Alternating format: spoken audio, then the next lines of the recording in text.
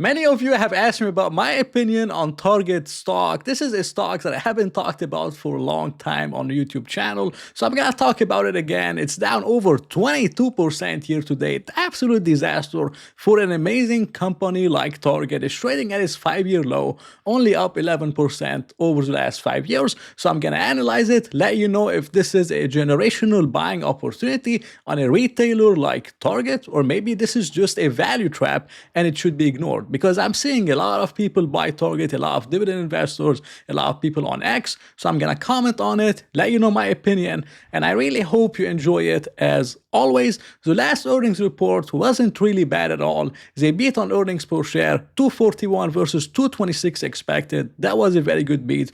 They also beat on revenues. It was a very good beat on revenues, but everything beyond that was pretty much terrible with the company. And I have to admit, guys, I'm not a big fan of the company, and I'm not a big fan of the store either. I don't like going there. But even the company, I don't really like it too much. And I've seen terrible execution from the management over the year.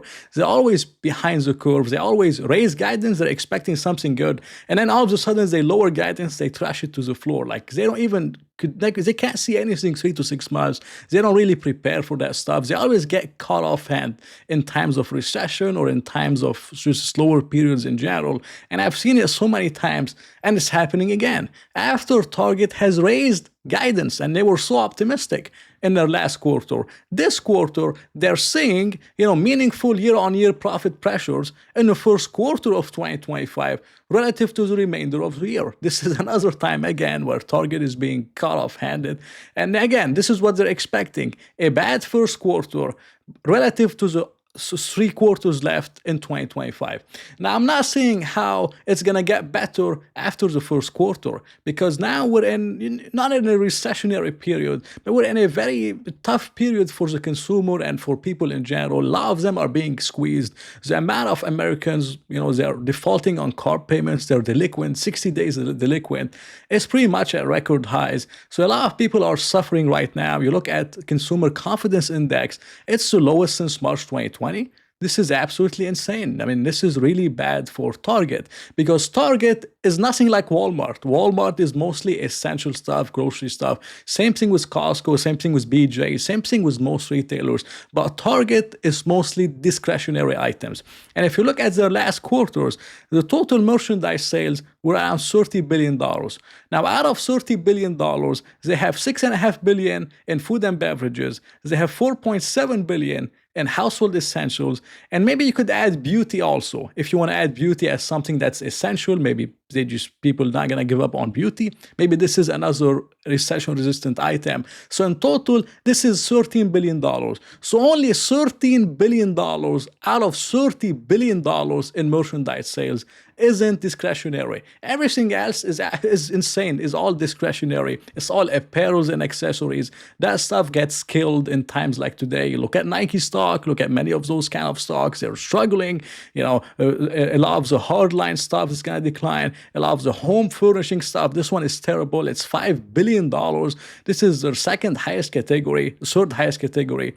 And this one is not going to end up too good. And this is one of their highest margin stuff. The grocery stuff is lower margin stuff. The highest margin stuff is the discretionary stuff, which is what Target is mostly exposed to. So if consumer confidence is so bad, and if tariffs are going to make everything worse, and if GDP isn't even going to grow 1%, I don't see how it's going to get better after the first quarter. I'm just being honest. It normally gets worse from here. So I wouldn't be surprised if Target comes up the next quarter and they say the second quarter is also going to look bad and the third quarter is going to also look bad. This is what has happened with Target in 2022. They have a history of doing that stuff. And I wouldn't be surprised if it happens again. For inventories, they are doing well on inventories. I have to admit, they did very well. It's been going down. It's well aligned with the historical average, even below, the previous highs. I remember them in 2022. They had crazy inventories. They learned this lesson, which is very good. So they're doing good on inventories.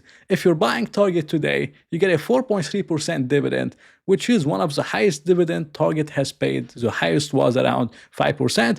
Now it's around 4.3%. And this dividend is safe. If we look at the free cash flow, it was almost $4.5 billion in fiscal year 2025, and they paid in dividends around $2 billion. So this is less than a 50% payout ratio, which means the dividend is safe, and they normally buy back around $1 billion worth of shares every single year.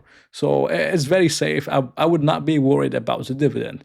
Now, even though I hate the company, I don't like the company, I don't like the business model too much, and I don't really like it. But as Howard Marks says, it's not what we buy, it's what we pay for it that determines if this is actually a successful investment. So many different times you could find a terrible company, but if you're paying the right price, it might end up being a great investment. Now, in the case of Target, even though it has a lot of bad things, even though it could get worse, the stock is trading at 11.5 times forward earnings. 11.5 times is the lowest it has traded at on average. The lowest it has ever traded at was 11 times, and that was, I believe, it was in 2019. They traded at 11 times. Now trading at 11.5. So this has historically been an amazing time to be buying Target.